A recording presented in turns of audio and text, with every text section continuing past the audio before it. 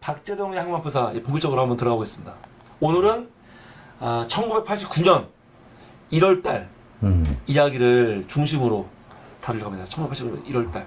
그냥 88년부터 다시 해야 되는데 제가 한번 했으니까 89년부터 그냥 그래. 하는 걸로 하겠습니다. 자, 89년 1월 1일자 만평. 이것도 지난주에 했습니다. 뒤돌아보지 말고 나아갑시다. 새날을 향하여.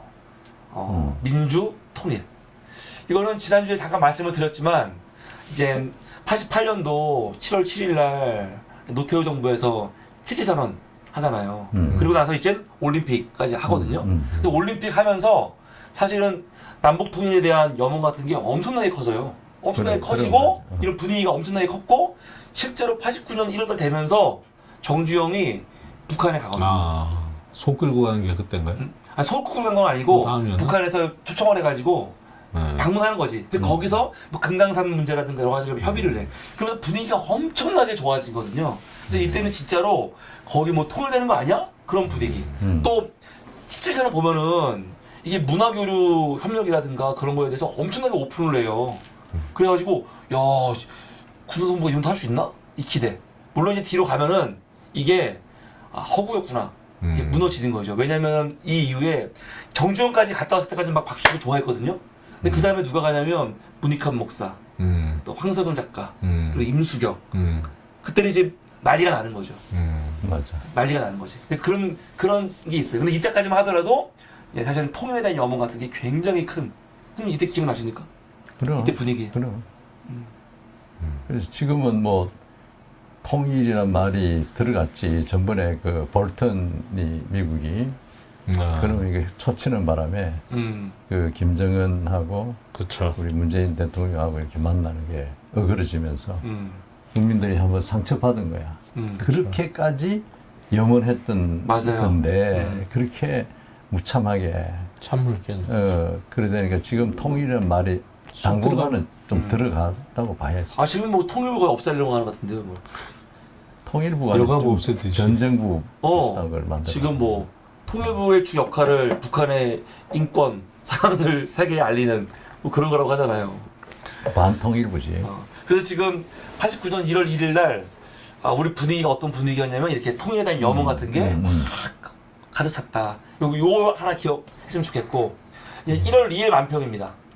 1월 5일 만평. 1월 1일부터는 만평이 없어요. 그래서 1월 5일 만평인데 이게 뭐냐면은 초전 박살이야. 불법 자라들 같으니.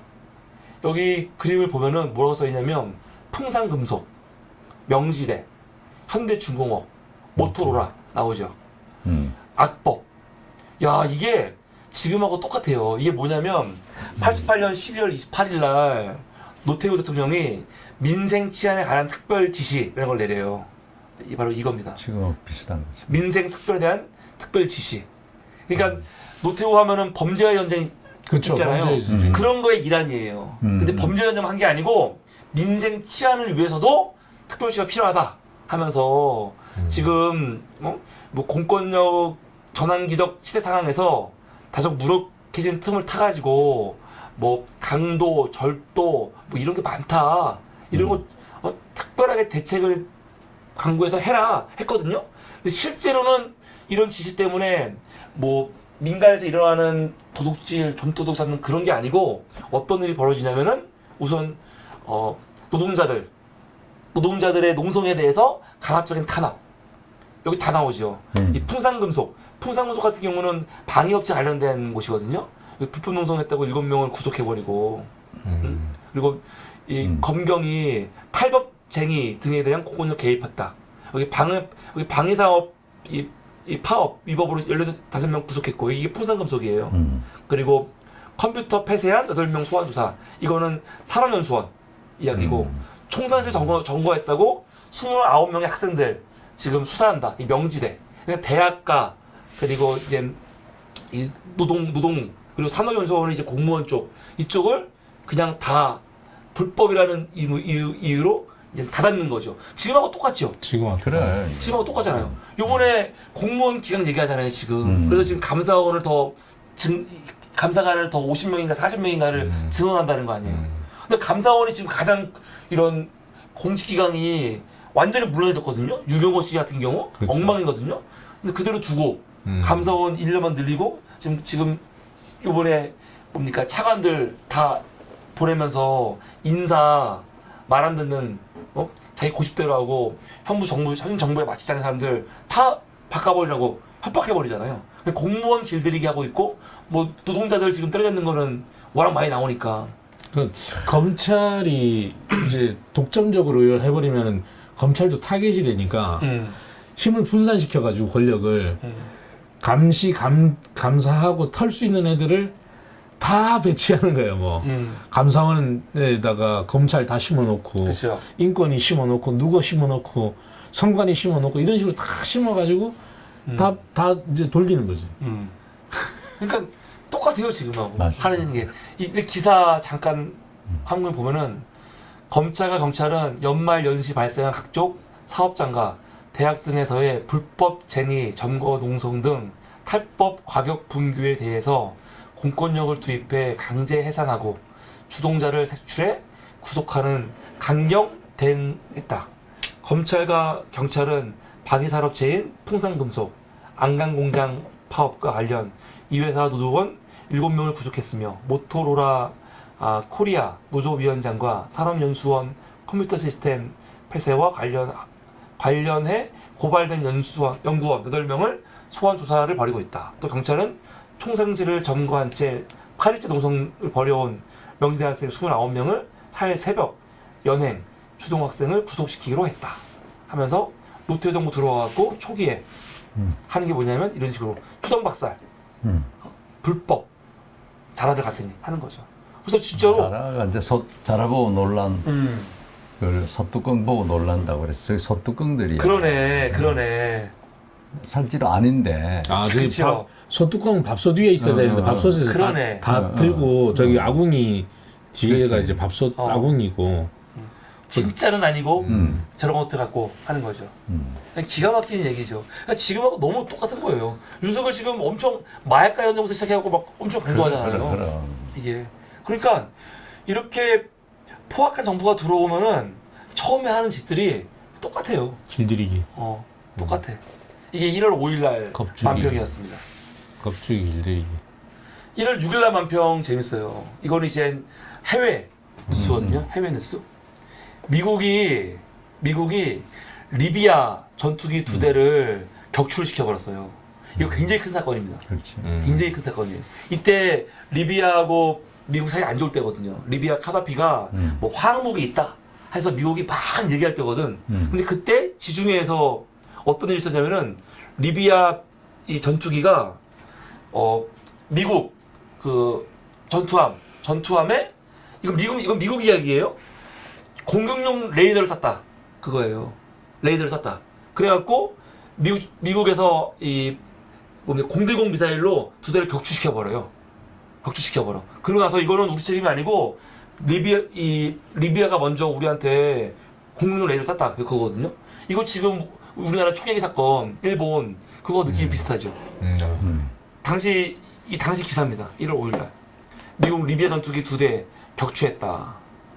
어제 지중해 공중전으로 카다피 즉각 보복 선언했고 칼루치는 이거는 화학무기 생산과는 무관한 자위권이다 이거. 그래서 이것 때문에 그때 굉장히 큰 일이 있습니다. 그래서 여기 더군다나 소련까지 개입해가지고 이거 정말 뭐 전쟁 큰일 나는 거 아니냐 뭐 그런 것들. 이 당시 상황 선생님 기억나십니까? 대충 그게 기억나. 네, 이게 당시 이 해외 뉴스, 요 뉴스 계속 나와요 나중에도. 그리고 이거는 진짜 특이할 만한 우리가 이런 게 있었어? 난 정말 대단하더라고요. 1월 7일 날 기사거든요. 이것들이 기합 중에 좋다고 깔깔거려. 좋아하고 있어요. 그래서 뭐라고 하냐면 우리 중대장이 명예선언하러 갔대.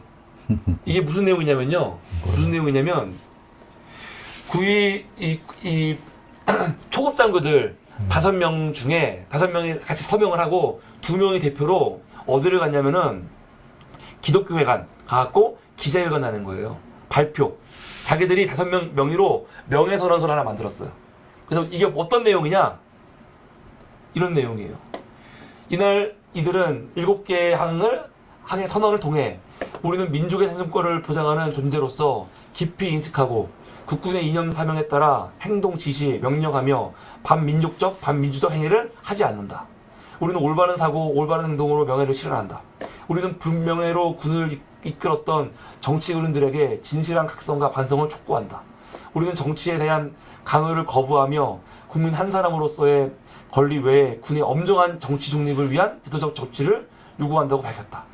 이들은 이어 우리는 국가와 민족에 대한 충성심 밖에 개인에 대한 맹종을 단호히 배격하며 정상적인 지휘계통 확립에 최선을 다한다. 우리는 인내와 반성을 통하여 신뢰를 회복하며 국민의 뜨거운 사랑을 받는 국민의 군대로 매진할 것을 다짐한다.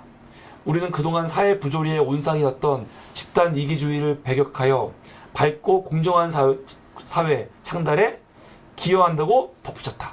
그러니까 이게 뭐냐면은 지금까지 노태우 정권도 사실은 군 정권 아니에요. 그렇지. 물론 이 선거를 통해서 나왔지만 아직 끝난 게 아니거든. 그런데 군인 안에서도 이 군부 독재에 대한 몇 년이니까 박정희 때부터 벌써 아직 군이 살아 있을 때예요. 아직 10%게 살아 있을 때예요. 하나회 이거 기무사 때 가서 없애는 거지. 근데 그때 초급 장교들이 노태우 정부는 그래도 민주적인 절차가 어느 정도 있으니까 나와가지고 더 이상 군이 정치에 개입하면 안 된다 하면서 이렇게 이거를 그래서 명예선언이라고 했거든요. 그래서 이것 때문에 굉장히 대단했죠. 그럼. 근데 지금 보세요. 검찰 중에 검사 선언 같은 거 한 사람 한 명도 없잖아요, 지금. 그러게요. 없잖아요. 이런 게 하면 나올 만한데. 그래서 이건 진짜 대단한 거죠. 그럼. 전 그런데 제가 선생님 기억나시는지 모르겠는데 여쭤보고 싶었어요. 이 낄낄거려 이 사람들 왜 웃는 거예요? 아니 정 대장이 명예선을 했다니까. 좋아가지고? 좋아가지고. 좋아가지고. 좋아하는 거야. 그러니까 그냥 받으면서 기분 좋은 거네. 그렇지. 그렇지. 그래서 이 이후에 어떻게 됐을까? 이게 궁금하더라고요. 그 이후. 그 5명 전원 구속됩니다. 군 기강 훼손했다 하면서 전원 구속이 돼버리죠. 군법 47조 명령 위반 등. 그래서 2년 이하의 징역으로 구속이 돼요. 근데 그것뿐만이 아니라 3월달에 가잖아요. 아예 그 명예 선언했던 장교들 있죠. 그 사람들에 대해서 테러가 있어요. 밖에서 피습. 야. 그럼 이걸 수사를 해야 될 거 아니에요. 근데 이 3월달이고요. 5월달 가면 수사가 안 되고 있어요. 백색 테러 수사 안 하나 못 하나. 이때만 하더라도 이것뿐만이 아니라 이 백색 테러가 되게 많아요. 노동자들에 대해서 테러 대놓고 있고 또 이렇게 군 문제에 대해서 얘기한 거에 대해서 테러 있는 거야. 이러고 나서 이제 기사가 그냥 흐지부지 없어져. 참 기가 막힌 일이죠. 기가 막힌 일이죠. 난 지금 이 5명 장교라는 분들 뭐 하고 계신지 되게 궁금해요. 그러네. 이거 한번 취재해 볼 만하다, 그지? 그렇죠. 대단한 거 아니에요, 명예선? 그 굉장한 거지. 초급 장교들이. 어마어마한 거야. 예. 그래 살아있다는 거지. 그래서 비슷한 만평이 뒤에 하면 또 나옵니다. 이 사건이 있을 때마다. 이게 1월 7일이었고요. 1월 8일 날 히로히토가 사망합니다. 죽어요. 그래서 이거를 선생님 만평을 폐하께서 생전에 생물학을 좋아하셨다죠? 이렇게 읽었어요. 아마 이거는 뭐 마루타? 뭐 그런 거 생체 실험 같은 거에 책임을 하는. 그래. 왜냐면 2차 대전에 대해서 히로히토는 어떤 책임도 지지 않았거든요. 사실. 뭐 일본에서는 엄청 존경하고 마치 평화의 상징인 것처럼 도쿄 올림픽 때 평화의 상징인 할아버지처럼 등장했지만 사실은 우리로서는 이해가 안 되는 거죠. 전범 중에 전범인데. 근데 이제 마지막까지 뭐 편안하게 죽었죠. 이게 당시 기사. 1왕 히로히토 사망했다. 그래서 이제 아키히토가 계승했고 이렇게 쇼와 시대가 끝나는 거죠.